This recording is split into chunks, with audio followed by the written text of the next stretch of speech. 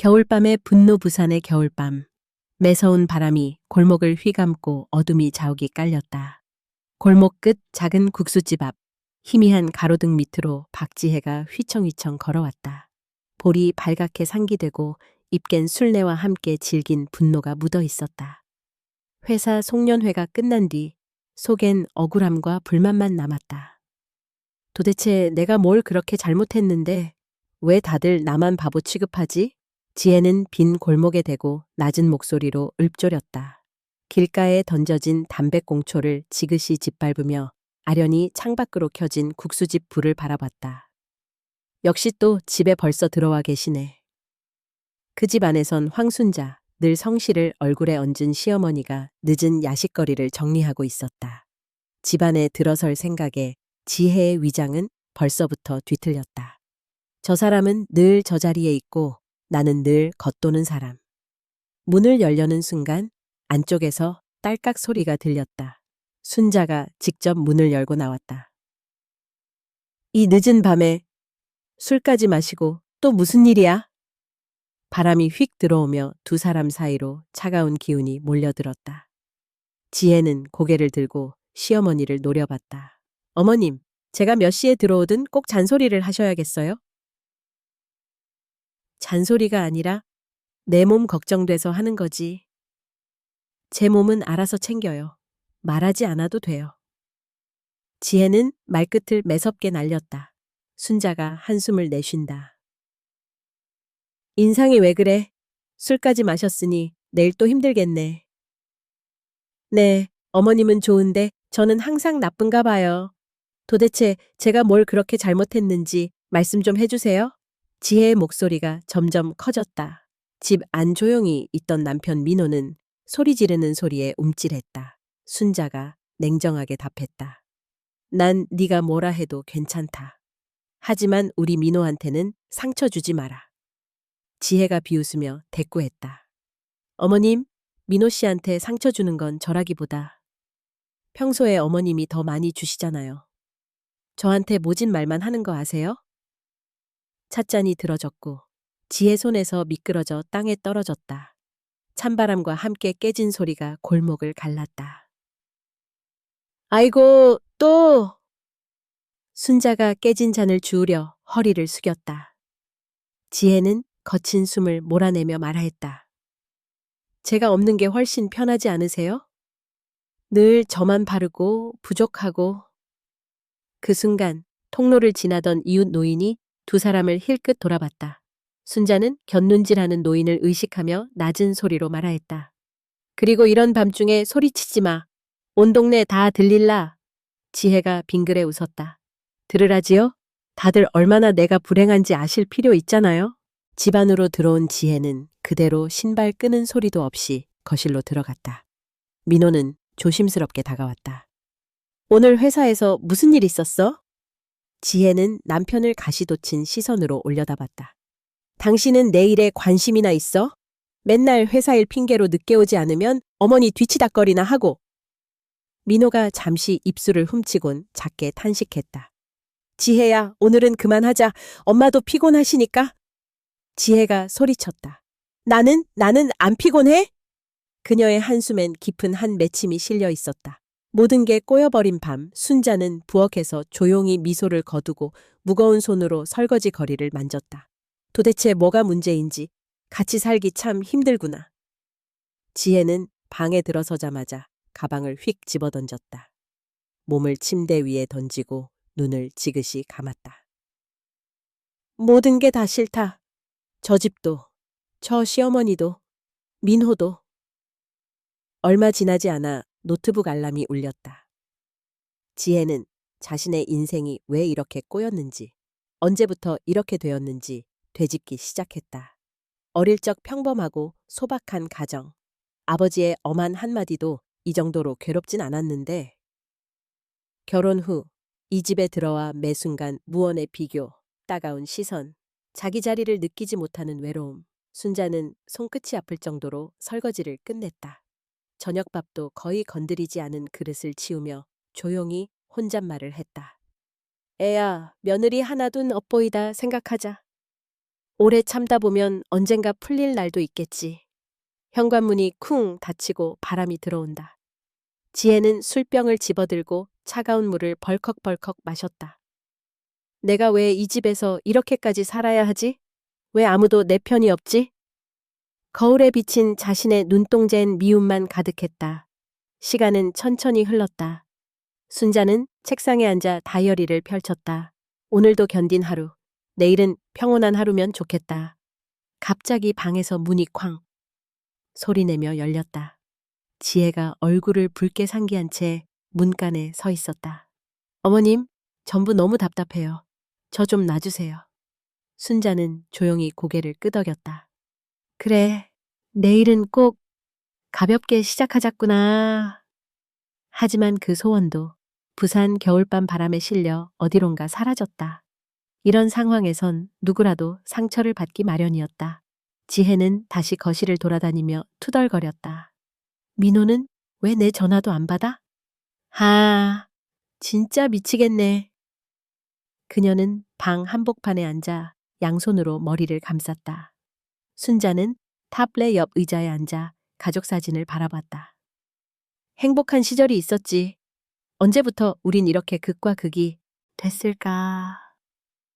그 밤 내내 집안엔 불편한 침묵과 숨죽인 원망이 들끓었다. 그러다 문득 지혜가 냉장고 쪽으로 걸어가며 투덜거렸다. 뭐라도 먹고 자야지. 속도 쓰리고 기분도 쓰리고. 순자는 멈칫했다.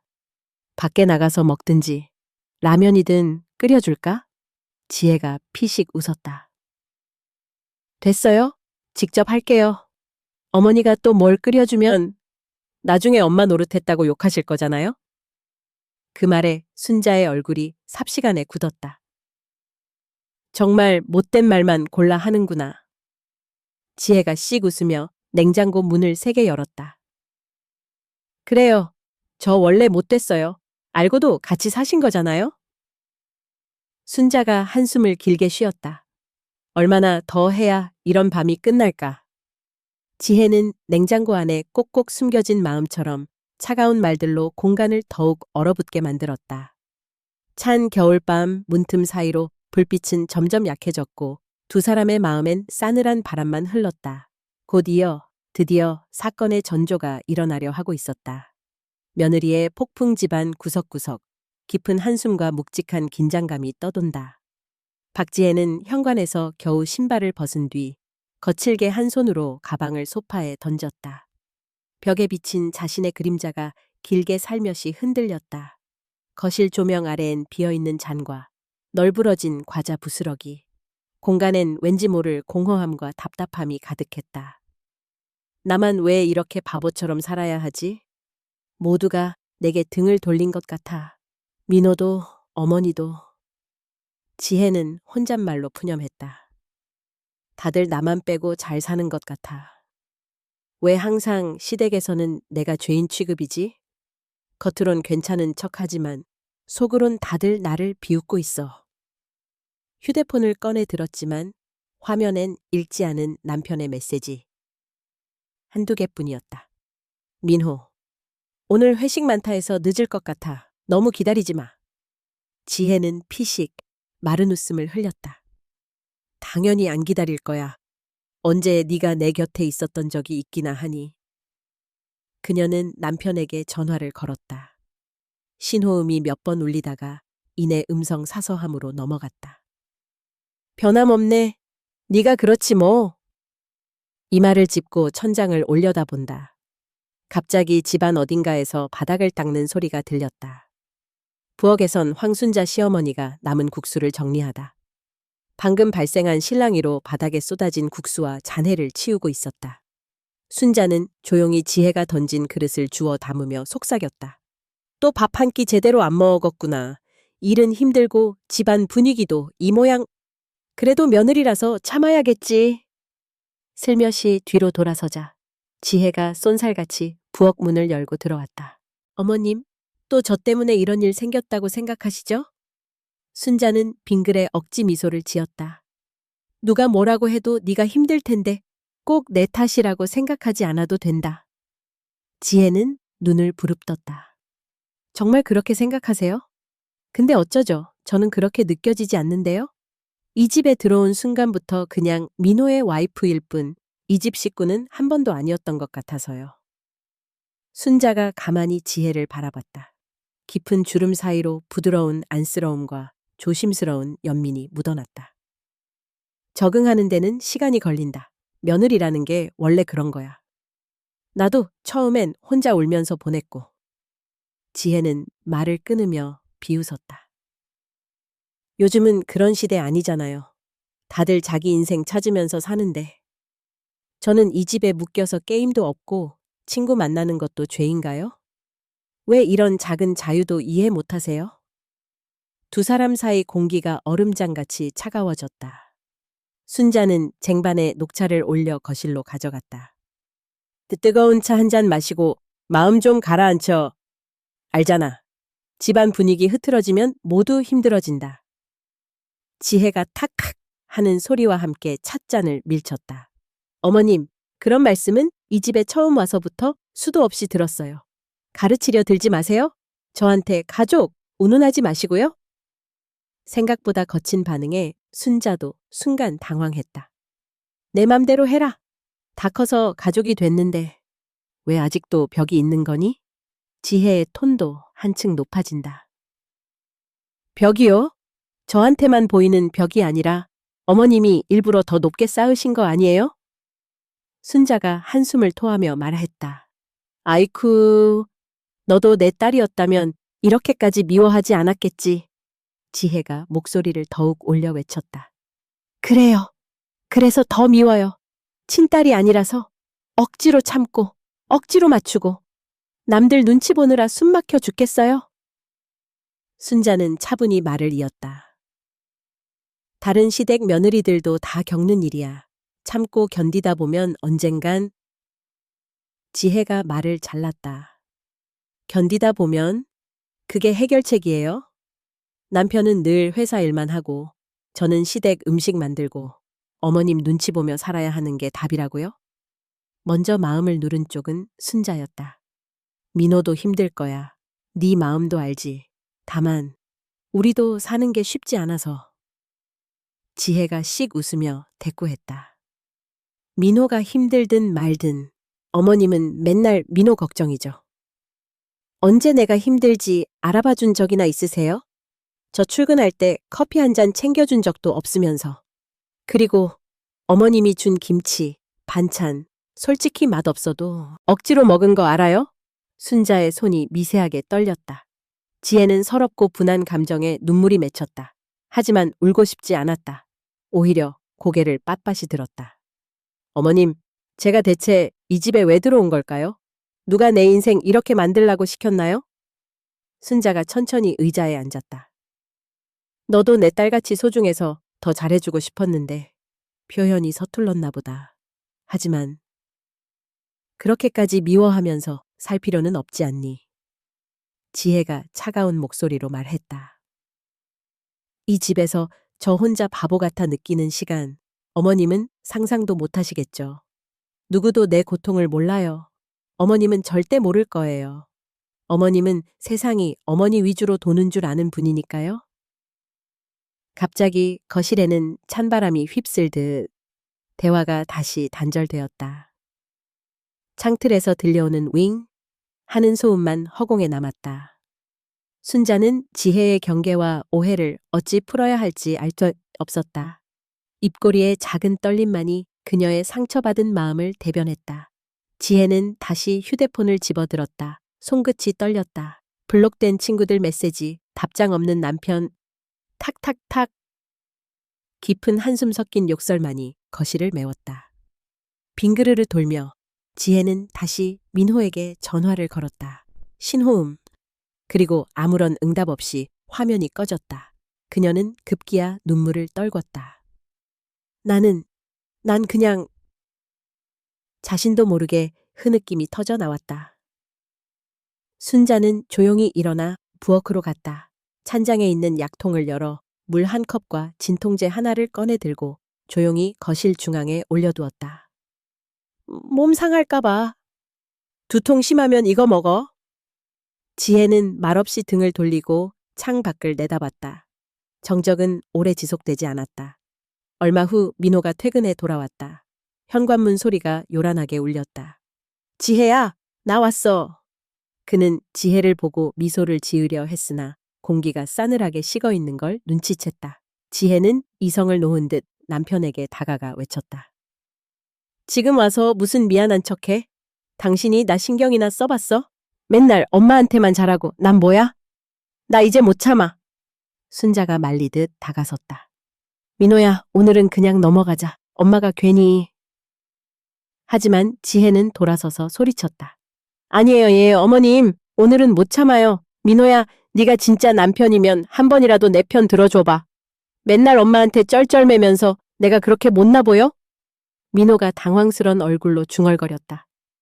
아니, 그게 아니고 그냥. 지혜는 곧장 순자에게 눈을 꽂았다. 당신 아들, 나랑 결혼한 거 후회하지? 나도 똑같아. 네. 인생이 이렇게 될 줄은 정말 몰랐거든.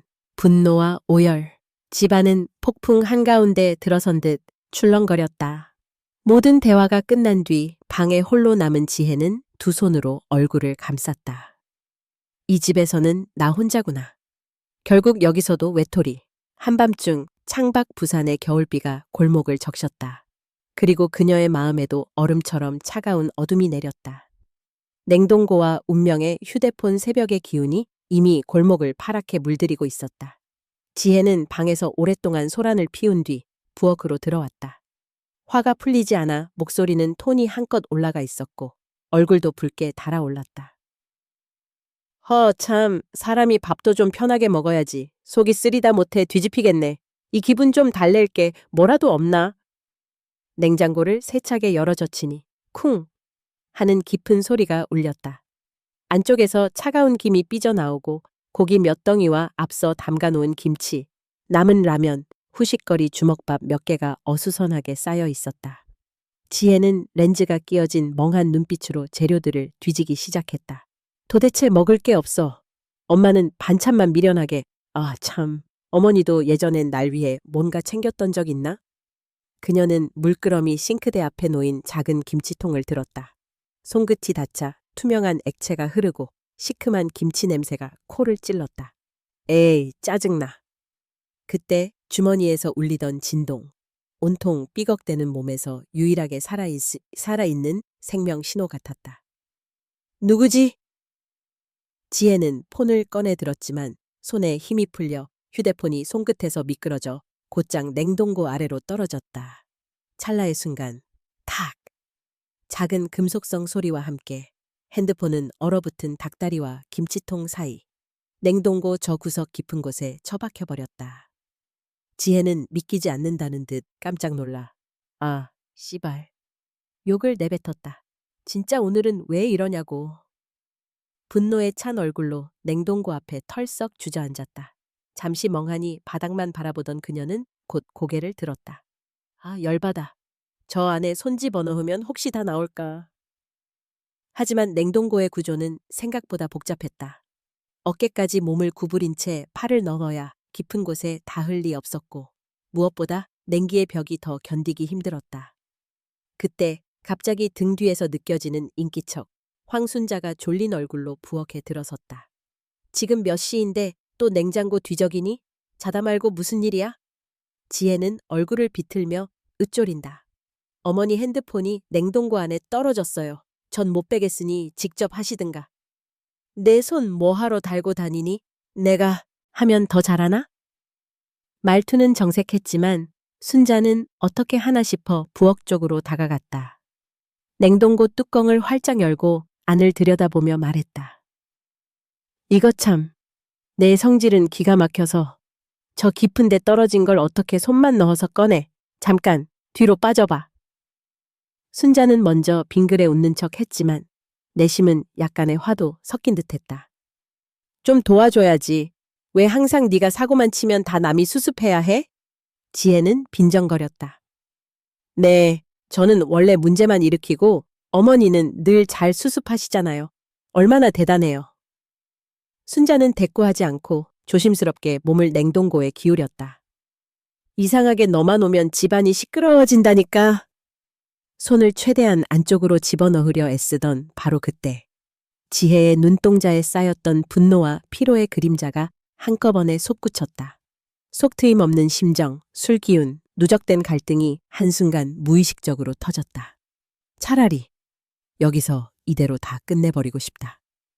이상한 생각이 머릿속을 스쳤다. 지혜는 문득 냉동고 뚜껑을 단단히 잡더니 아, 빨리 조묘! 하고 한 번 더 짜증스럽게 소리 지르며 뚜껑을 있는 힘껏 내리쳤다. 쿵! 굵은 소리가 부엌 가득 울렸다. 냉동고 뚜껑이 두둑하고 완전히 닫히는 순간 순자가 안에 갇혀버린 것이다. 지혜야, 뭐 하는 거니? 이거 장난이야? 당장 열어! 순자의 다급한 외침. 그러나 취기가 올라온 지혜는 이미 바닥에 주저앉아 있었다. 그녀의 머릿속은 백지장 같고 심장은 쿵쿵 뛰고 있었다. 아, 모르겠다. 오늘은 진짜 더 못 참겠어. 지혜는 자기 뺨을 한 대 세게 때리고 소리 없는 흐느낌을 터뜨렸다. 한편 순자는 냉동고 안에서 절박하게 소리쳤다. 문 열어! 미쳤니? 장난이 심해도 정도가 있지. 숨이 안 쉬어져. 얼른 열어. 밖에서는 아무 소리도 들려오지 않았다. 지혜가 이미 바닥에 주저앉아 끙끙 앓고 있었기 때문에 그녀의 외침은 찬 공기 속으로 삼켜졌다. 냉동고 안은 점점 더 얼어붙는 듯 차가웠다. 순자는 숨을 몰아쉬며 뚜껑을 주먹으로 두드렸다. 이런 식의 장난 절대 용서 못해. 내가 어떻게 널 며느리로 받아줬는데. 지혜는 자신이 무슨 짓을 저질렀는지 천천히 깨닫기 시작했다. 한쪽에서는 죄책감이 스멀스멀 기어들었다. 설마 어머님이 혹시 진짜 다치는 거 아냐? 하지만 마음속 깊은 곳에서는 이대로 시간이 좀 멈췄으면 하는 파괴적 욕망도 꿈틀댔다. 갑자기 거실의 시계 소리가 땡 하며 새벽 1시를 알렸다.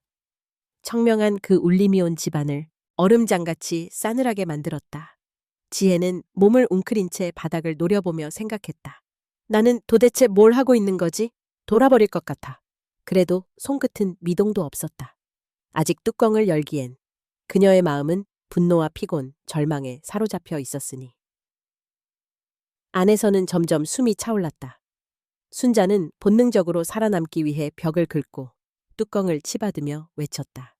지혜야, 부탁이다. 이건 정말 위험해. 네가 원하는 게 이런 거였어? 그 순간 지혜가 미약하게 대답했다.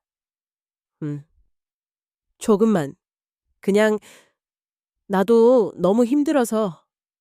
두 사람 사이 장벽만큼이나 두터운 냉동고 뚜껑. 순자는 온몸에 소름이 돋았다. 차갑다.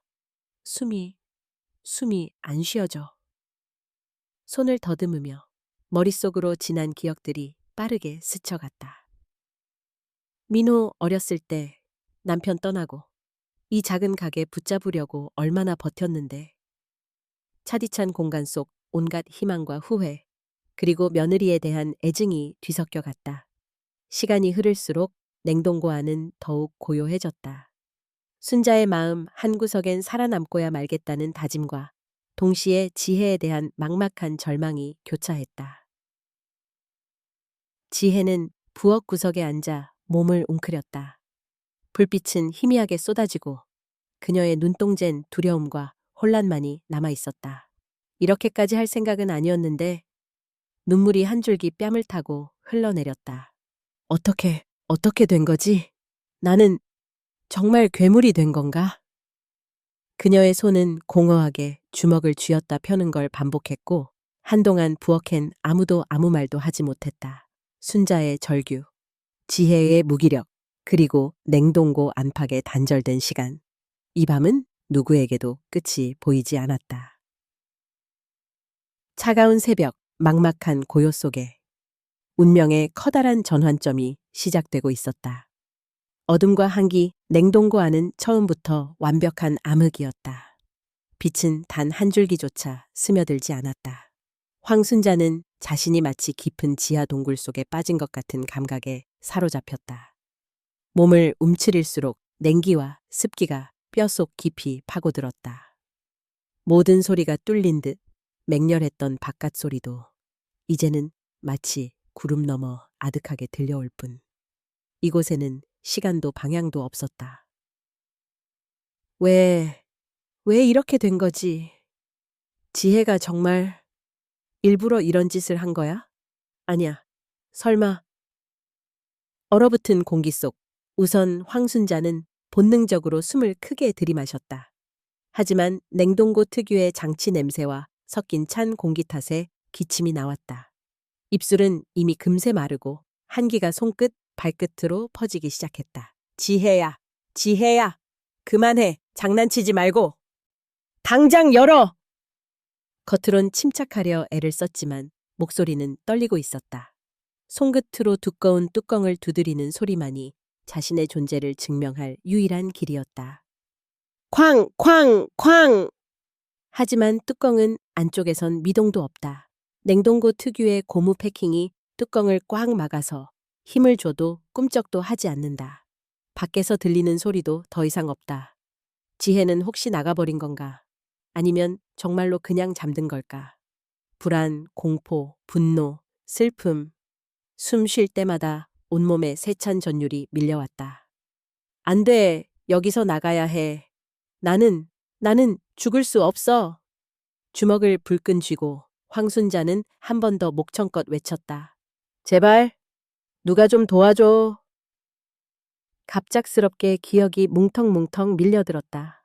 젊었을 적 남편이 갑자기 쓰러져 죽었던 그날, 세상을 원망하며 울었고 미치도록 외로웠던 긴 밤들. 그날 이후 혼자서 이 국수집을 지키겠다고 이를 악물었던 기억. 민호를 키우며 몸이 부서져라 일했던 시절. 그리고 세월이 흘러 우여곡절 끝에 들어온 며느리 지혜. 늘 미간을 찌푸리고 집안 구석에만 있던 그 모습. 서로의 오해가 점점 쌓이고 어느샌겐 미움만 남았다. 내가 뭐 잘못했나? 난 그냥 가족을 지키려고 한 것뿐인데. 황순자는 온몸을 웅크렸다. 냉동고 안의 차가움은 이불을 들추고 들어온 한겨울 밤바람 같았다. 팔짱을 끼고 손으로 팔을 비볐다. 그러나 금세 손가락 감각이 무뎌진다. 천을 뺏기는 속도는 생각보다 훨씬 빨랐다. 한기가 몸을 파고들면서 공포가 머릿속을 덮쳤다. 이렇게 가는 건가? 내 몫의 삶이 이 깜깜한 통 안에서 끝나는 건가? 머릿속이 멍해지고 갑자기 눈물이 핑 돌았다. 쾅! 쾅! 쾅! 다시 뚜껑을 내리쳤다. 손바닥이 얼얼했고 붉은 멍이 들 것만 같았다. 지혜야! 제발 그러지 마. 네가 얼마나 힘들었는지도 알지만 이건 아니야. 인간이라면 이럴 쐐이 없어. 밖에서는 아무런 대답도 움직임도 없었다. 애낸 시간은 더디게 혹은 잔인하게 흘렀다. 그래, 나는 며느리에게 단 한 번이라도 진심으로 마음을 열려고 한 적이 있었나? 그저 집안 살림시키고 국수집 일 배우라며 몰아붙이고 늘 인생 팍팍한 척 내 목숨 부지에 한숨만 쉬며 살았던 것 같다. 한 번이라도 고맙다, 수고했다 하는 말을 해줬으면 좋았을까. 얼핏 지혜가 안방에서 혼자 울던 모습이 떠올랐다. 결혼 초반 곡기를 끊고 일부러 방에 처박혀 불 끄고 하루 종일 나를 피해 숨었던 날들. 어머니라고 부르다가 점점 저기요. 내만 남아버린 그 말투. 이렇게 어그러져 버린 운명. 건조한 입술 사이로 순자는 불안하게 읊조렸다. 지혜야, 날 미워해도 이렇게는 정말 너무 하잖니. 숨을 쉬기 위해 입을 벌렸지만 공기는 어느새 묵직하게 가슴을 누르고 있었다. 산소가 서서히 고갈되는 느낌. 숨을 들이켜도 머리가 어지럽고 눈앞이 조금씩 흐릿해진다. 이렇게 끝내지 말아야지. 순자는 떨리던 두 손을 모아 기도하듯 허공에 올렸다. NNN 밖에 있는 지혜의 모습이 희미하게 상상되었다. 지금쯤 부엌 바닥에서 웅크리고 있을지 아니면 방으로 들어가 자신을 벌하고 있을지, 왜 저 아이를 더 사랑스럽게 품어주지 못했을까? 자책과 원망, 그리고 복잡한 감정들이 한꺼번에 덮쳐왔다. 민호야, 넌 나처럼 미련한 엄마를 원한 건 아니었을 텐데. 그리고 지혜야, 네가 얼마나 외로웠는지 지금에서야 조금 알 것 같구나. 차가운 고드름이 몸에 박히듯 황순자는 한기가 심장까지 파고드는 느낌에 신음했다. 이제 손발은 거의 감각이 없는 듯. 팔짱도 제대로 끼지 못했다. NNN 얼마나 시간이 흘렀는지 모르겠다. 뼈마디마저 얼어붙듯.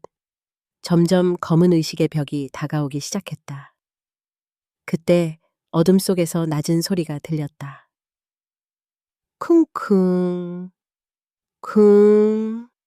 자신이 내는 소리가 아니라 어디선가 듣는 듯한 착각. 윗집에서 뭐 떨어뜨리나?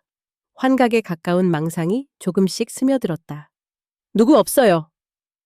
쉰 목소리로 외쳤지만 그 작은 목소리는 차가운 플라스틱 벽에 머물 뿐이었다. 얼마 전 결혼기념일에 손자 혜진이가 그렸던 가족 그림이 생각났다. 그림 한가운데 자신이 크게 웃으며 민호와 지혜, 혜진이가 둘러앉아 있던 그 장면. 나 그렇게 웃었던 적이 있었나. 차오르는 눈물, 얼어붙은 뺨, 그리운 남편과의 어린 시절, 어린 아들과 수없이 돌봐주던 품, 그리고 여러 번 마음속으로만 용서를 구했던 며느리에게 건네지 못한 말들. 정말 다시 한 번만 더, 다시 한 번만 더 기회를 주세요. 제발, 제발. 뗀뗀 순자는 마지막 남은 힘을 짜내어 한 번 더 뚜껑을 내리쳤다. 쿵, 쿵, 쿵. 손끝은 마치 나무 토막처럼 무감각했다. 이젠 한마디 소리도 힘겹게 터진다. 살려, 살려줘. 밖에서는 여전히 아무 대답도 없다. 시간은 점점 더 굼뜨게 흐르고 의식은 늘어지기 시작했다. 눈꺼풀이 점차 무거워졌다. 이대로, 정말 이대로 끝나는 걸까? 안 돼. 민호야, 혜진아. 그러나 이 어둠의 끝이 정말 마지막일지도 모르는 두려움, 절박함과 후회, 분노와 사랑. 모든 게 손등으로 얇게 흩어져 갔다.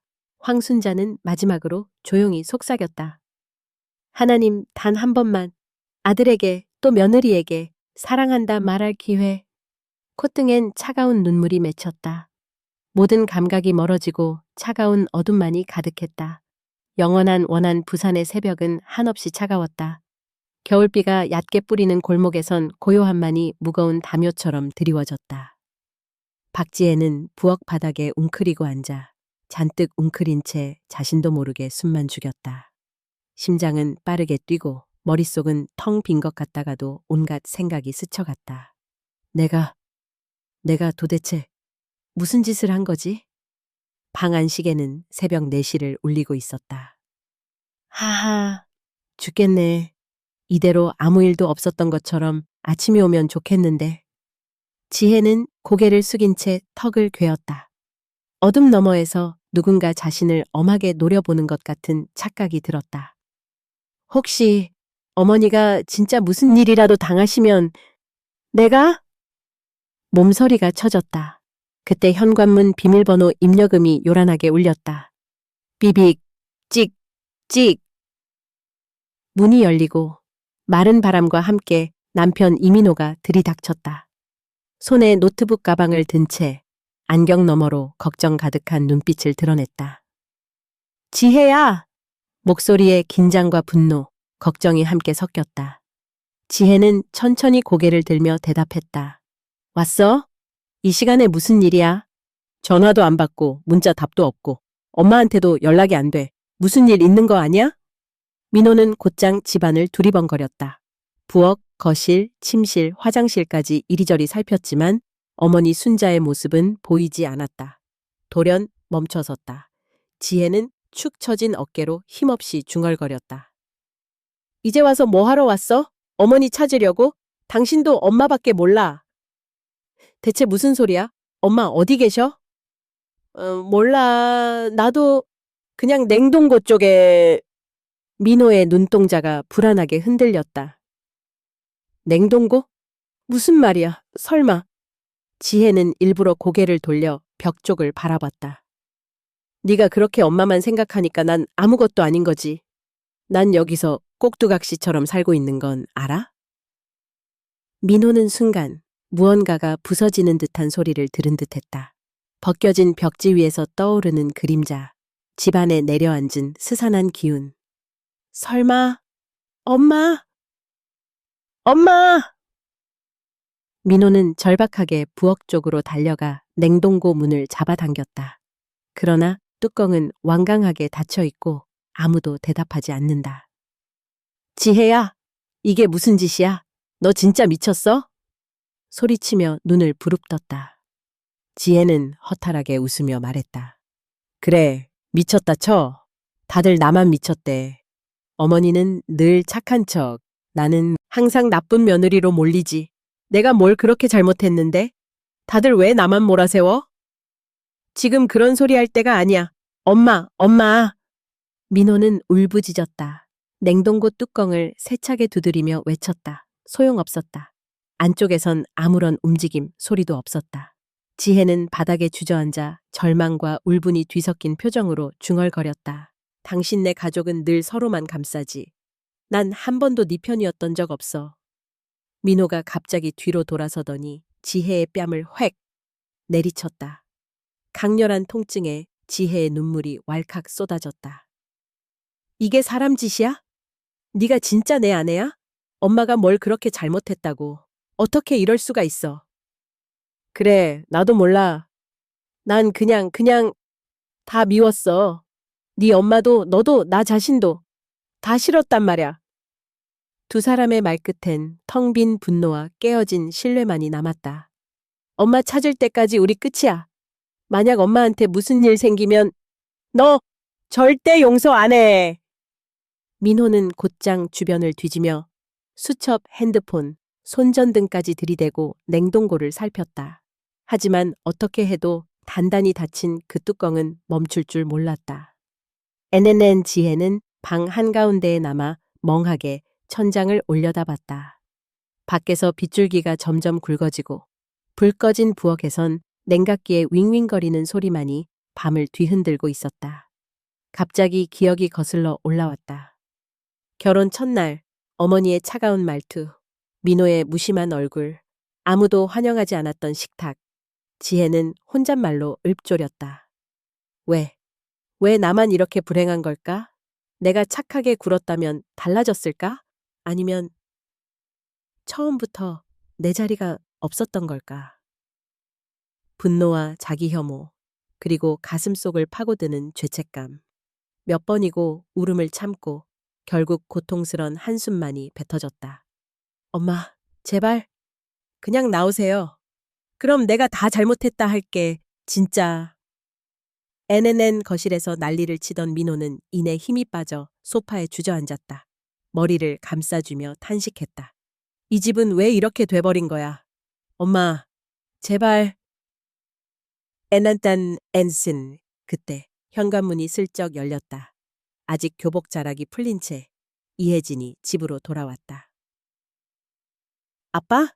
왜 이렇게 시끄러워? 혜진은 눈치를 살피며 집안을 둘러봤다. 엄마, 어디 계세요?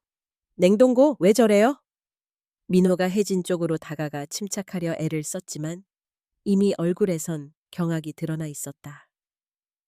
혜진아, 안 돼. 저기 가까이 가지 마. 하지만 혜진은 곧 불안한 표정으로 냉동고 쪽을 바라보았다. 귀를 대보니 아주 미세한 두드리는 소리가 들렸다. 저기 무슨 소리 안 들려요? 안에서 누가. 혜진이 부록큰 목소리로 외쳤다. 아빠! 엄마! 안에서 누가 있어! 할머니야! 순간 모두의 심장이 멎을 듯 했다. 민호는 자리에서 벌떡 일어나 냉동고 뚜껑을 다시 두드리며 울부짖었다. 엄마! 엄마! 들려요? 엄마! 지혜도 미친 듯이 뛰쳐나와 한 번 더 뚜껑을 당기고 혜진은 온몸을 떨며 외쳤다. 할머니! 제발 대답해줘요. 할머니! 누구보다 간절하고 누구보다 처절한 가족의 비명소리가 집안을 뒤흔들었다. 애내낸 순간 지혜의 심장엔 다시 한번 겁과 절망이 교차했다. 만약 어머니가 여길 살아서 나오지 못한다면 나는 무언가 쫓기는 듯 그녀는 온몸이 덜덜 떨려왔다. 그리고 새벽의 빗줄기는 점점 더 차갑게 집안을 적시고 있었다. 이 집안에 남은 것은 깊고도 끝없는 원한뿐, 절망, 분노, 죄책감, 사랑, 미움, 그리고 후회. 그날 새벽 이 가족의 심장은 영원히 이전과 같을 선 없게 무너져가고 있었다. 숨겨진 복수의 칼날 서늘한 겨울 새벽, 집안엔 차가운 정막만이 흐르고 있었다. 조명은 흐릿했고 모든 공간이 서먹한 긴장감에 짓눌렸다. 이혜진은 현관에 선 채 어른들을 번갈아 바라보았다. 아버지 민호는 멍하니 냉동고를 바라보며 숨막힌 얼굴이었고 어머니 지혜는 소파에 웅크린 채 허공만 응시하고 있었다. 아빠, 엄마, 대체 무슨 일이에요? 혜진의 조심스러운 목소리에 두 사람 모두 움찔했다. 민호가 먼저 입을 열었다.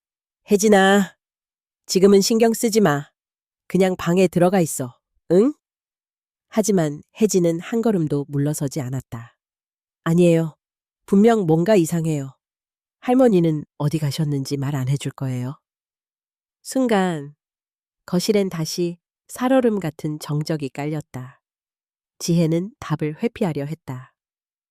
혜진아, 엄마 진짜로 너무 힘들어. 그냥 조금만 혼자 있고 싶으니까 들어가줘. 알겠지? 엄마가 왜 잘못한 걸 숨기는지 나도 이제 다 알아요. 혜진의 눈에선 어린애답지 않은 강단이 번뜩이고 있었다. 민호 역시 아들의 말을 듣고 얼굴을 찡그렸다. 지금은 이럴 때가 아니야. 우리 엄마부터 꺼내야 해. 방법을 생각해야지. 민호는 다시 한번 냉동고 뚜껑을 억지로 열려고 손잡이를 잡아당겼다. 불안감에 휩싸인 가족. 그 순간 지혜가 갑자기 소리를 질렀다. 그래, 다 내 잘못이야. 다들 날 비난해. 근데 당신들은 완벽했어? 나는 하루도 행복한 적 없었어. 이 집에 들어온 그날부터 당신들도 할머니도 날 환영한 적 없었잖아. 지혜의 고백은 분노와 절망이 뒤섞인 외침이었다. 혜진이 소리쳤다. 그게 엄마가 할머니를 그 안에 넣어둔 이유예요? 그래서 엄마가 불행하다 말하는 거예요? 나는 엄마가 점점 무서워져요. 그래, 너도 그렇겠지. 다들 엄마만 악마야. 엄마는 괴물, 나쁜 며느리. 다 그렇지. 지혜는 떨리는 목소리로 소리쳤고 비난과 원망이 집안에 사정없이 퍼졌다. 민호가 두 손으로 머리를 감쌌다. 됐어. 그만해. 엄마부터 살리고 얘기하자고 했지. 혜진아, 네 친구 집이라도 가 있어. 여기 있어봤자 다들 힘들기만 하니까. 부탁이야. 하지만 혜진은 단호하게 고개를 저었다. 싫어요. 할머니를 그냥 두고 어떻게 가요? 엄마도 아빠도 다 미쳤어. 다들 자기만 생각해. 분위기는 극도로 날카로워졌다. 그러자 지혜는 이 모든 쏟아지는 비난에 점점 초조해졌다. 입술을 깨물고 손톱으로 손바닥을 파고들 만큼 분을 삼켰다. 그래, 너희는 모두 나를 싫어하지. 다 내 잘못일지도 몰라. 그래도 왜 아무도 내 입장은 들어주지 않는 거지? 왜 다들 나만 원망하는 거야? 이 집안에서 나 혼자만 죄인인가? 지혜의 눈가에 눈물이 맺혔다. 그러나 용서는 아니라는 듯 숨겨둔 분노가 다시 치솟았다. 너희들은 엄마가 얼마나 힘들었는지 알아? 엄마는 아빠한테도 할머니한테도 항상 뭔가 부족한 사람 취급받았어. 엄마가 행복할 수 있게 도와준 적 있니? 아니잖아. 민호는 지혜를 노려보며 대꾸했다. 그래도 그렇지. 이렇게까지 할 수 있냐? 네, 복수, 네 슬픔이 다른 사람을 이렇게 다치게 하면 그게 무슨 의미가 있어? 엄마가 죽을 수도 있다는 생각은 한 번도 안 해봤어? 죽어도 괜찮다고 생각한 적조차 있었다면? 내가 이 집에서 얼마나 외롭고 참고 울었는데? 혜진이 울먹이는 목소리로 소리쳤다. 엄마, 이제 그만해. 나까지 미워지려고 그래요. 그 말에 지혜는 한순간 숨이 턱 막히는 듯 했다. 우리 아들마저 나를 미워한다면? 애는 땐 한편 냉동고 안. 황순자는 온몸이 굳어가면서도 의식을 붙잡기 위해 애썼다. 차가운 어둠과 함께 옅은 환청이 들리는 듯했다. 밖에서 싸우는 소리, 혜진이 목소리, 민호의 울부짖음. 순자의 머릿속에선 평생을 지배해왔던 억울함과 며느리와의 모든 오해가 한꺼번에 떠올랐다. 내가 너무 엄했나? 아니면 며느리가 너무 약해서 못 견딘 건가? 쓸데없는 자존심으로 수고했다. 한마디 못했던 게 지금에서야 이런 상처밖에 남기지 못하다니. 숨이 막혀오면서 손끝으론 마지막 힘을 내어 벽을 쳤다. 지혜야, 네가 날 이렇게 미워할 줄이야. 난 정말 너를 위해 살아준 거라고 생각했는데 이 복수가 정말 네 슬픔을 다 씻어줄 수 있는 거니? NNN 거실. 혜진은 점점 절망에 잠식되는 가족을 바라보다 자신의 마음을 다잡았다. 누군가는 이걸 끝내야 해. 엄마가 망가지는 걸 더는 볼 수는 없어. 아빠도, 할머니도 결국 파멸뿐이야. 내가 해야 해. 내가 이 가족의 마지막 희망이어야 해. 그는 곧 뭔가 번뜩인 듯 손전등을 챙겼다. 엄마, 아빠, 저 냉동고 쪽에서 소리가 나요. 할머니 살아계신 거 맞아요. 지금 뭐라도 해야 해요. 민호가 그제야 정신을 차리고 냉동고 문을 손잡이 쪽, 경첩 쪽으로 번갈아 쥐어뜯었다. 지혜는 눈물을 뚝뚝 흘리다 쏟아지는 두려움에 입을 틀어막았다. 혜진이 가까이 귀를 댔다. 그리고 아주 낮고 모호하지만 쿵쿵 하는 약한 두드림을 들었다. 할머니! 힘내세요. 곧 구해드릴 거예요. NNN 지혜는 행동에 옮기지 못하고 그냥 뒷걸음질 쳤다. 정말 나 때문에 이게 정말 이렇게까지 가야 했나? 민호는 머릿속이 새하얘진 채로 이번엔 드릴을 망치를 찾기 시작했다. 혜진아, 가서 아빠 공구함 좀 가져와. 혜진은 곧 뛰어가 공구함을 들었다. 냉동고 앞에서는 민호와 혜진, 그리고 울음에 잠긴 지혜가 각자의 죄책감과 공포, 그리고 마지막 희망을 손끝에 걸고 있었다. NNN 지혜는 그때 무릎을 꿇고 냉동고 앞에 엎드렸다. 두 손을 모아 떨리는 목소리로 중얼거렸다. 어머니, 정말 미안해요. 다시 한 번만 저를 용서해 주세요. 정말 이렇게까지 할 생각은 아니었어요? NNN 단단했던 가족의 벽, 오랜 복수와 미움의 시간 위에서 마침내 조그마한 균열이 생기기 시작했다. 이혜진의 눈물 범벅인 외침, 민호의 절박한 손짓, 그리고 지혜의 송글송글 떨어지는 눈물. 그 모든 것이 차가운 공기를 조금씩 드고 있었다. 이제 끝내고 싶다. 이 저주 같은 밤, 이 고통스런 복수, 모두 여기서 끝낼 수 있길. 각자의 마음속에서 소리가 울렸다. 추위 속에서의 생존 냉동고 안 황순자는 시간이 어떻게 흐르는지도 모른 채 끝없이 번지는 어둠과 한기에 서서히 잠식되어 가고 있었다. 그녀의 온몸은 점차 굳어지고 흐릿한 의식 속에서 때로는 깨어나 있고 때로는 아슴풀의 꿈결을 헤매는 듯 출렁겼다. 여기가 어디지? 아, 맞다. 냉동고. 내가 여기에서 왜 갇히게 됐던가? 한기가 뼛속까지 파고들었다. 처음에는 손발을 바삐 움직여 천을 유지하려 애썼지만 힘이 빠지자 이제는 손끝 발끝조차 저려 아무 감각이 없었다. 허공을 향해 손을 뻗어봐도 두꺼운 플라스틱 벽에 부딪힐 뿐 바깥의 온기가 멀게만 느껴졌다. 나가야 해. 여기서 그대로 얼어 죽을 수 없어. 순자는 필사적으로 숨을 들이쉬었다. 차갑고 희박한 공기는 마치 목구멍에 바늘이 스치는 것 같았다. 입에서 희미하게 새어나오는 김과 엷은 입김, 본능처럼 손으로 가슴을 움켜쥐었다. 살려! 살려줘! 그녀의 목소리는 이미 바람결조차 가르지 못할 만큼 약해져 있었다. 갑자기 머릿속을 스치는 기억들, 젊은 시절 남편과 함께 젊은 웃음을 나누던 순간, 힘들게 아들 민호를 홀로 키우며 미역국을 끓이던 새벽, 민호가 첫 월급으로 작은 카네이션 반지를 사서 손에 끼워주던 날. 아, 민호야. 내 아들아. 너를 위해 나 자신을 얼마나 억누르며 살아왔는지 너는 알까? 그런데 그 미소를 닮은 며느리, 지혜, 순자가 수없이 내뱉었던 퉁명스러운 말들, 그녀를 향해 던졌던 날선 눈빛, 그리고 결국 오늘 끝내 그녀와 마주친 칼끝 같은 감정. 몸을 움츠리며 그녀는 깜깜함 속에서 중얼거렸다. 내가 잘못했는지도 몰라. 내 마음을 한 번이라도 솔직히 털어놨더라면 지혜가 이렇게까지 미워하지 않았을까?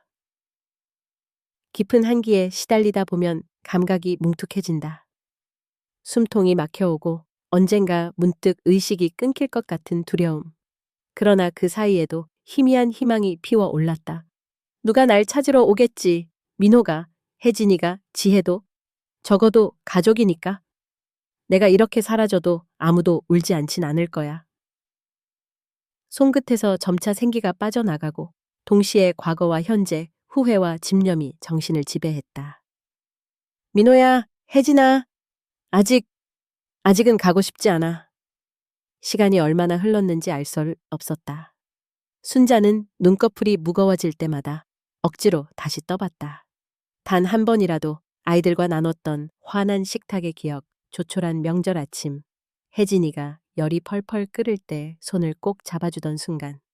혜진아, 네가 태어난 날 엄마가 얼마나 기뻐했는지 머리 위로 손을 얹어 칭찬해줬었는데 내가 사실은 누구보다 널 먼저 품어주고 싶었던 거란다. 그러나 언제나 어색하고 불편하기만 했던 시댁과 며느리의 거리. 지혜가 처음 가족이 됐던 날 황순자는 제대로 눈 맞춰 어서 와 라는 인사조차 하지 못했다. 왜 그랬을까? 서로 힘든 척, 잘난 척, 사랑한다고 말 한마디 못하고 내 탓이 컸던 걸까? 그래도 지금이라도 용서받을 수 있다면 빙글빙글 돌아가는 세상 속에서 환청처럼 아이들의 목소리가 들리는 듯했다. 할머니, 힘내세요.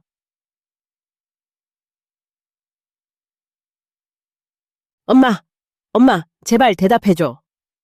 그래, 저 소리 들어야 해. 끝까지. 포기하면 안 돼. 남아있던 마지막 힘을 쥐어짜 볼을 꼬집었다.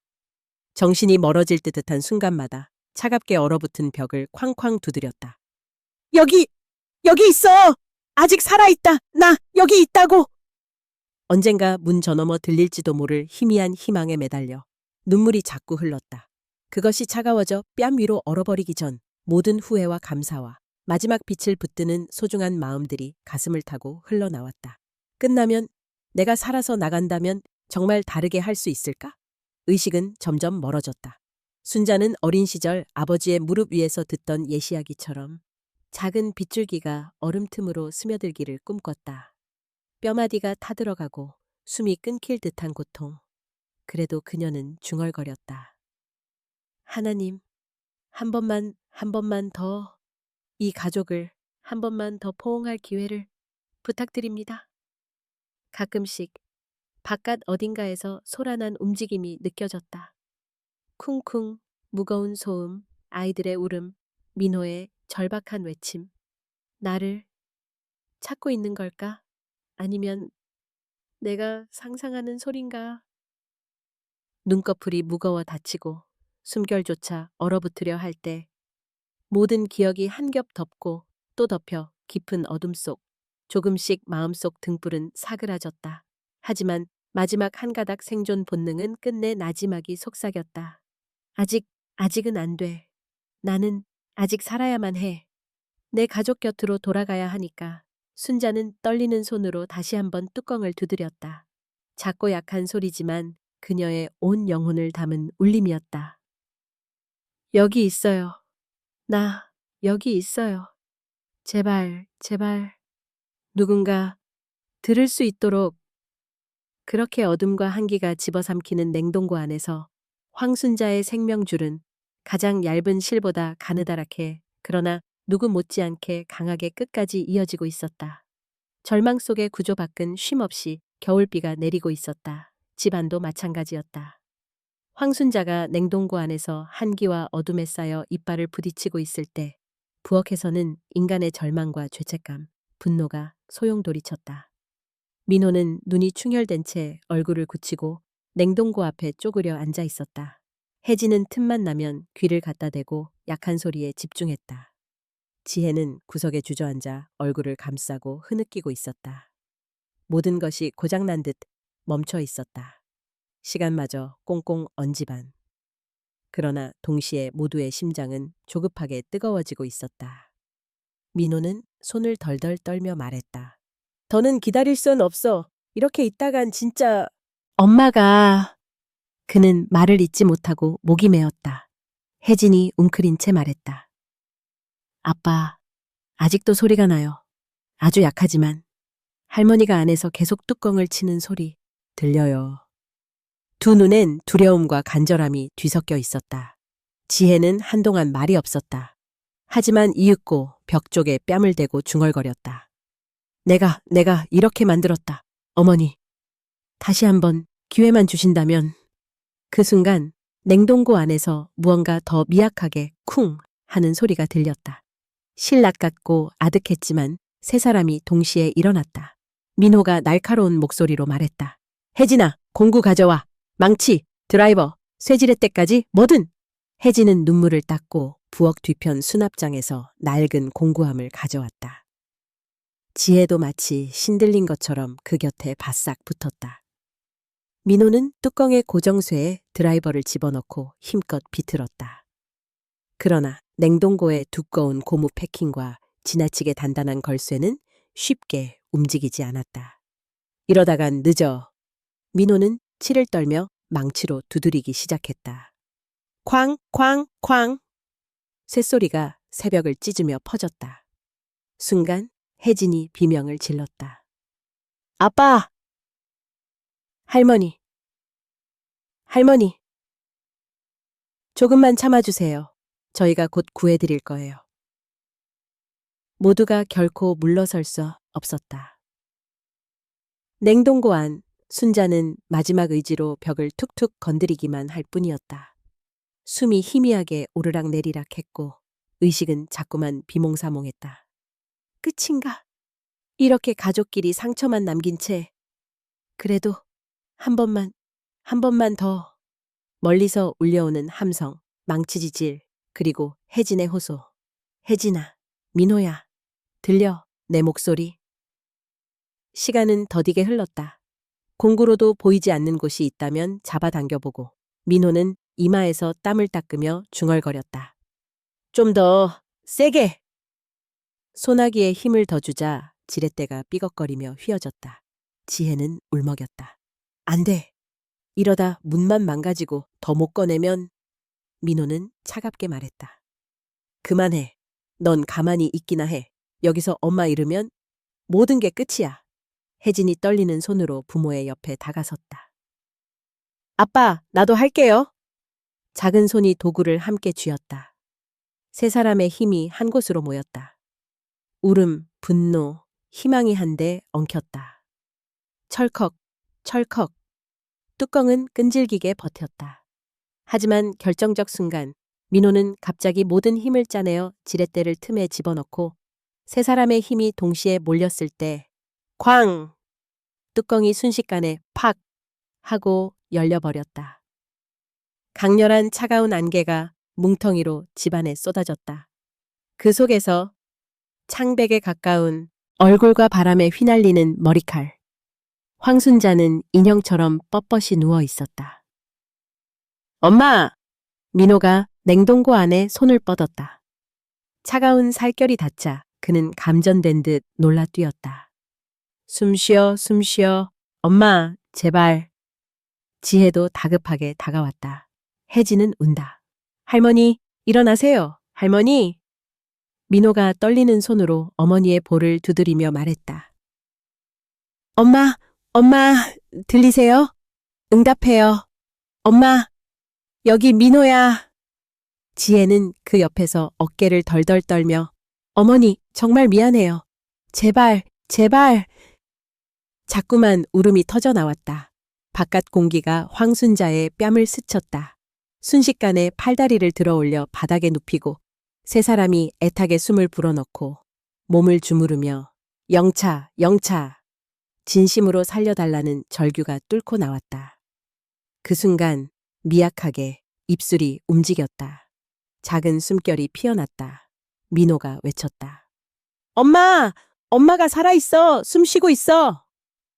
세 사람은 동시에 눈물을 쏟았다. 희미한 의식이 돌아오고 순자는 힘겹게 눈꺼풀을 들었다. 민호야, 혜진아. 한마디도 겨우 나오고 다시 의식이 멀어졌다. 민호는 주저앉아 흐느꼈다. 살았어. 엄마가... 혜진은 황급히 핸드폰을 집어들고 119요, 빨리 할머니가. 네, 의식이 아직 돌아오는 중이에요. 지혜는 손을 베고 멍하니 순자를 바라봤다. 어머니, 정말 미안해요. 내가... 얇게 깔리는 새벽 햇살이 빗물과 뒤섞여 주방 바닥을 조용히 적시고 있었다. 살아남은 자들의 울음소리, 그리고 아직 풀리지 않은 죄책감과 용서. 황순자는 혼수 상태로 구급차에 실려 병원으로 옮겨졌다. 민호가 그녀를 보며 속삭였다. 엄마, 부디 돌아와 주세요. 우리 다 같이 다시 시작할 수 있게. 지혜는 병원 침상 옆 의자에 앉아 조용히 흐느꼈다. 혜진의 두 손은 할머니의 손을 꼭 잡고 입술을 우물거리며 기도했다. 절망과 죄책감, 그리고 마지막 희망 푸른 빛이 날이 밝아오는 부산의 새벽을 기어이 뚫고 올라오고 있었다. 붕괴와 대가 구급차의 문이 닫히자마자 곧바로 사이렌이 요란하게 울려 퍼졌다. 새벽부터 내리던 겨울비는 잠시 그쳤지만 어둠과 한기는 여전히 부산의 거리를 감쌌다. 황순자는 인공호흡기에 의존한 채 희미한 의식 속에서 산소 마스크 너머로 응급구조사의 손길만이 가느다랗게 느껴졌다. 환자 맥박 약하고 천저하 심합니다. 혈압 73에 48, 산소 포화도 떨어집니다. 구조사의 목소리는 건조하고 절박했다. 민호는 뒷좌석에서 어머니의 미동 없는 손을 붙들고 이를 악문 채 병원까지 담담히 버텼다. 그 옆에서 지혜는 옷자락을 쥐어뜯으며 숨죽여 울었다. 혜진은 두 손을 모은 채 할머니 이름을 조용히 되뇌었다. 할머니, 제발 너무 늦기 전에 돌아와 주세요. 일정도 없는 도로 위 구급차는 속도를 높였다.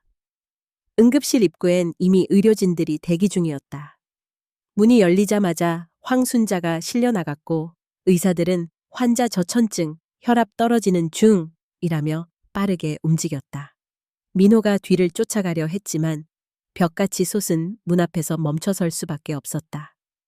지혜는 차마 곁에 다가가지 못하고 복도의 등받이에 앉아 몸을 웅크렸다. 손끝이 떨리고 귓깬 지직거리는 전등 소음과 심장 박동계의 알람음만이 귓등을 스쳤다. 민호는 머리를 움켜쥔 채 복도에 우두커니 앉아 있었다. 친척들에게, 아는 이들에게 줄곧 전화를 돌렸지만 어느 누구의 위로도 그에게 닿지 못했다. 몇 분, 10여 분, 시간이 지날수록 복된 진한 침묵이 짙어졌다. 누구도 입을 열지 않았다. 현실이라는 쇳덩이가 전부를 깔아뭉개고 있었다. 지혜는 눈뜨고도 꿈을 꾸는 심정이었다. 자신의 손은 여전히 어딘가 얼어붙은 듯 감각이 없었고 머리는 텅 빈 공허만이 맴돌았다. 내가 이렇게까지 될 줄은 누가 알았을까? 어머니가 정말 이대로. 문득 혜진의 흐느끼는 소리가 들려왔다. 엄마, 이제 우리한테 거짓말하지 말아요. 할머니 죽으면 정말 엄마. 난 다시는 엄마랑 말 안 할 거야. 지혜는 순간 뺨을 가로지르는 혜진의 시선에서 자신이 그토록 두려워한 비난과 실망, 혐오를 읽었다. 그것이 뼈와 살을 관통하는 듯 아팠다. 응급실에서 들려오는 긴박한 소음. 민호는 그 너머에 어머니의 이름을 목이 터져라 속삭였다. 엄마, 엄마, 제발 어디 한 번만 더 일어나줘. 엄마가 없으면 난 누구에게 죄와 후회를 용서받을 수 있지? 눈앞엔 장례식장의 하얀 국화꽃, 시린 겨울 종소리가 스쳤다. 나는 아직 용서를 구할 준비조차 안 되어 있는데. 한참이 지나 백의 의사가 복도로 나와 가족을 불렀다. 김순자 씨 가족분 되시죠? 민호와 지혜, 혜진이 바짝 긴장된 얼굴로 다가갔다. 환자분, 저천증에 의한 쇼크가 매우 심각한 상태입니다. 현재 위독하지만 심장 박동은 기적적으로 돌아왔습니다. 다만 시간이 지나봐야 알겠지만 저산소증에 의한 뇌손상 위험도 있습니다. 수치가 안정될 때까지는 심각한 고비가 계속될 겁니다. 순간 세 사람의 어깨에서 힘이 풀렸다. 민호는 한숨 섞인 오열을 쏟고 지혜는 그 자리에 주저앉았다. 민호는 의사에게 물었다. 그래도 살아날 가능성이 있나요? 의사는 망설이다 대답했다. 기적이 필요합니다. 가족분들이 계속 곁에서 목소리를 들려주고 천도 유지하면서 기다려주세요. 위중한 현실 앞에서 세 사람은 다시 복도에 모여 앉았다. 침묵, 그리고 무너지는 감정들이 긴 시간 뒤늦게 울음으로 터져 나왔다. 민호가 누워있는 지혜를 노려보며 이를 악문다. 이게 다 당신 때문이야. 엄마가 지금 저렇게 된 게 다른 누구 때문도 아니고 바로 당신 때문이라고. 어떻게 엄마를 냉동고에 가두고 어떻게 사람이 어떻게. 분노와 비탄으로 얼굴이 뒤틀렸다. 지혜도 질 수 없다는 듯 맞서 울부짖는다. 나만 나쁜 년이야? 당신은 뭐가 그렇게 잘났다고? 애초에 당신네 어머니가 나를 얼마나 무시하고 얼마나 비참하게 만들었는 줄 알아? 당신도 똑같아. 내가 이렇게 된 건 다들 나만 탓해서야. 울음과 고함이 복도에 메아리쳤다. 혜진은 그들 사이에 끼어 싸늘한 표정으로 소리쳤다. 엄마, 아빠, 이제 좀 그만해요. 할머니가 저렇게 누워있는데도 아직도 두 분은 서로만 탓해요? 아무도 서로 미안하단 말 없고 아무도 서로 용서하지 않잖아. 내가 진짜 싫어, 이런 집. 그 말에 지혜는 울음을 삼켰고 민호도 주먹을 꽉 쥐었다. 잠시 뒤 민호가 얼굴을 찡그리며 차갑게 말했다. 지금은 경찰 조사도 받아야 한다고 했어. 너 정말 살인미수죄로 조사받을 수도 있어. 난 더는 용서 못해. 지혜는 바닥을 쳐다본다. 한때 사랑했던 남편의 시선이 이제는 너무 낯설게만 느껴졌다. 알아. 다 알아. 나도 나 자신이 용서가 안 돼. 어머니가 정말로 만약 이대로. 지혜의 목소리는 갈기갈기 찢겨 나왔다. 그때 혜진이 나지막이 속삭였다. 그래도 엄마가 어머니가 깨어나면 엄마도 진심으로 사과해야 해. 혜진의 말 속엔 엄마의 죄를 용서하고 싶다는 간절한 마음과 한편으론 영원히 사라질 수도 있다는 두려움이 공존했다. 밤이 조금씩 깊어지고 복되는 경찰관이 조용히 나타났다. 박지혜 씨, 오늘 있었던 일에 대해 자세하게 진술해 주시겠습니까? 지혜는 금세 수척해진 얼굴로 천천히 고개를 끄덕였다. 민호가 옆에서 느린 목소리로 말했다. 지혜야, 진실만 말해. 지혜는 떨리는 손으로 눈물을 닦으며 경찰관을 따라갔다. 남겨진 민호와 혜진은 의자에 앉아 오랜 시간 서로 아무 말 없이 앉아 있었다. 민호는 아들의 손을 처음으로 아주 약하게 잡았다. 혜진아, 미안하다. 아빠가 너무 미안해. 혜진은 아무 대답도 하지 않고 그저 긴 복도 끝에 놓인 희미한 불빛만 바라봤다. 유리문 너머 황순자는 깨어나지 않은 채 백색의 침상에 깊이 누워 있었다. 겨울 새벽 병원에 복된 참회와 분노, 두려움과 회한이 오랜 어둠처럼 머물렀다. 이 집안의 오랜 상처와 원망, 그리고 각자의 죄와 대가가 모두의 심장에 지우기 힘든 흔적처럼 남아 있었다. 증오의 유산 부산의 겨울 아침, 병원의 창문 너머로 옅은 빛이 스며들었다. 어젯밤 내내 내린 비는 때마침 그쳤고 병실은 싸늘한 정적과 낮은 중환자실 기계음만이 감돌았다. 황순자는 산소 호흡기와 수액 라인에 의지해 누워 있었고 그녀의 옆을 밤새 지킨 가족들은 초췌한 몰골로 잠에 겨운 채 앉아 있었다. 하얀 천장에서 희미하게 떠오르는 나선형 그림자가 천천히 움직였다. 순자가 눈꺼풀을 무겁게 치켜떴다. 오래도록 기다렸던 마치 오랜 겨울잠에서 막 깨어난 듯한 그 순간. 맑지 않은 시선 너머로 가족의 모습이 흐릿하게 비쳤다. 엄마? 민호가 그녀의 손을 다급히 잡았다. 엄마, 저예요. 민호예요. 들리시죠? 혜진도 곧장 고개를 들며 빙그레 미소를 보였다.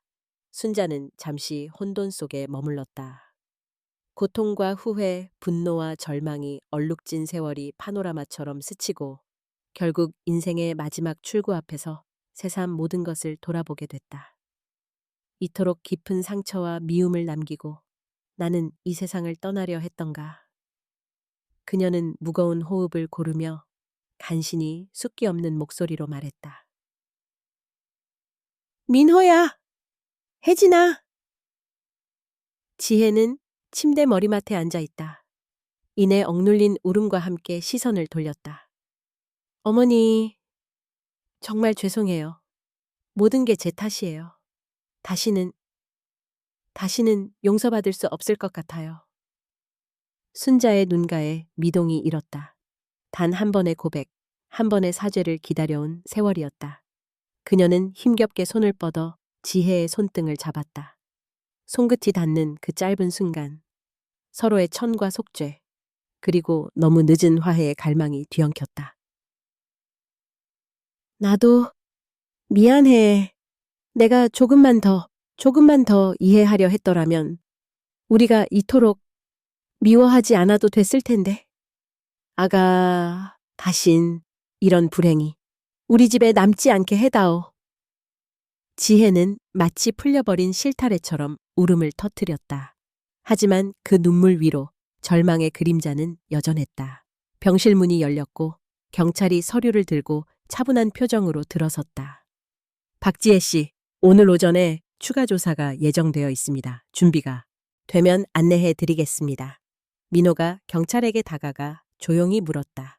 혹시 절차가 얼마나 오래 걸릴지 알 수 있을까요? 경찰은 의미심장하게 대답했다. 여러 가지 사정이 고려될 것입니다만 가정 내 폭력 및 과실치상 혐의에 대한 조사가 우선입니다. 상황이 심각했던 만큼 가족 내 증언과 피해 당사자의 입장이 중요하게 반영될 겁니다. 뜻밖의 엄중한 현실에 침묵이 흘렀다. 지혜의 어깨는 한없이 작아졌다. 그녀는 말없이 경찰을 따라 문 밖으로 나갔다. 민호는 복도에서 서성이며 작게 한숨을 내쉬었다. 새벽의 긴 여운이 가족 모두의 앞길에 그림자처럼 드리워졌다. 며칠 후 황순자가 병원에서 조금씩 의식을 회복해가던 어느 오전, 민호와 혜진은 집에서 잠깐의 짐 정리를 하고 있었다. 민호는 이마에 땀을 훔쳤다. 책장엔 가족 사진과 어린 시절 그림이 뒤섞여 오랜 추억이 먼지처럼 내려앉아 있었다. 혜진이 아버지를 바라보았다. 아빠, 우리 이제 어떻게 해요? 엄마는 계속 경찰서에 가야 하고 할머니도 아직 힘드시고. 민호는 고개를 저으며 굳은 각오로 말했다. 이젠 우리도 바뀌어야지. 네가 이제 중학생이 되니까 집안일도 같이 하자. 무엇보다 우리가 서로한테 더 많이 솔직해져야 한다. 혜진은 작게 끄덕였다. 할머니가 깨어나서 다행이에요. 엄마도 죄송하다 그러셨으니까. 우리도 다시 가족이 될 수 있을까요? 민호는 참담한 미소를 지었다. 글쎄다.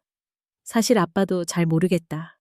하지만 한 번은 기회가 있어야 하지 않겠냐. 우리 모두 다시는 서로를 미워하는 집이 되지 않게.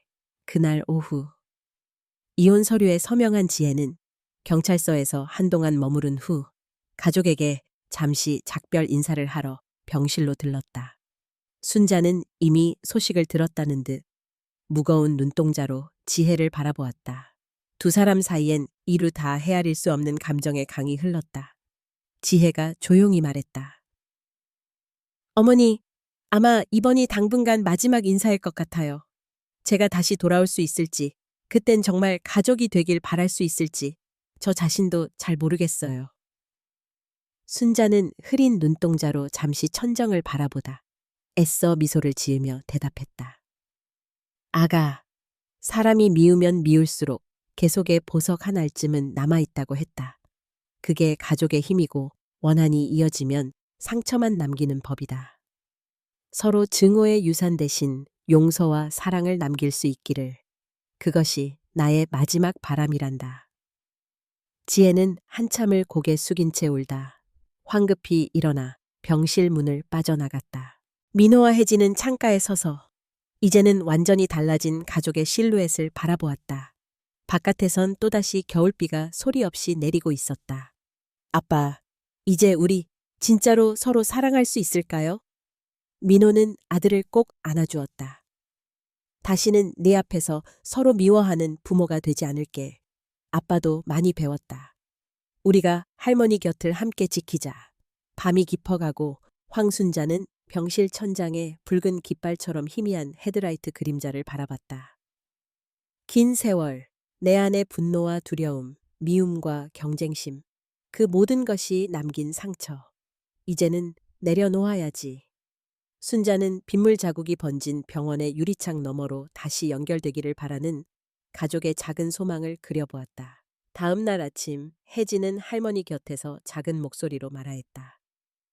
할머니, 저 엄마도 언젠가 돌아올 수 있을 거라고 생각해요. 저도 할머니 미워하지 않을게요. 우리 모두 예전처럼 못 살더라도 진짜 가족이었으면 좋겠어요. 순자는 힘겹게 손을 들어 손자 머리를 쓰다듬었다. 그래, 내 사랑하는 손자야.